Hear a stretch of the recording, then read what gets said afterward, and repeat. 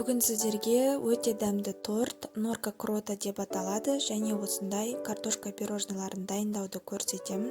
Торт өте дәмді, кескенде ерекше болып көрінеді. Ол үшін жұмыртқамызға қантымызды салып, аз-аз бөліктен салған қантты жақсылап көтерілгенше миксерімізбен араластырып аламыз. Үстінен сүтімізді, сұйық майымызды, ванилинді салып, тағы да жақсылап араластырамыз. Ұнымыз бен ұн қопысқышты елгезектен өткізе отырып араластырып алып, үстінен какаомызды саламыз және қалған ұнымызды салып, жақсылап бір тегіс консистенция болғанша араластырамыз. Қоюлығы видеода көріп тұрғандарыңыздай болу керек. 180 градуста 40-45 минут пісіреміз. Кремге кірісеміз. Ұнымызды, крахмалымызды және қантымызды салып жақсылап араластырып, үстіне сүтімізді құйып, орташа отта қою болғанша кремімізді араластырып дайындап аламыз.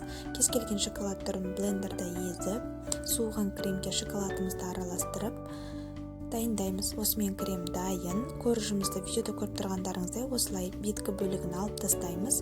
Енді тортымызды жинаймыз. Кремімізді жағамыз, ашылған банандарымызды әдемілеп қойып шығамыз. Үстінен қайта кремімізді жағамыз. Алынған бөліктегі коржымызды блендермен езіп алып, кремнің үстіне әдемілеп қойып шығамыз.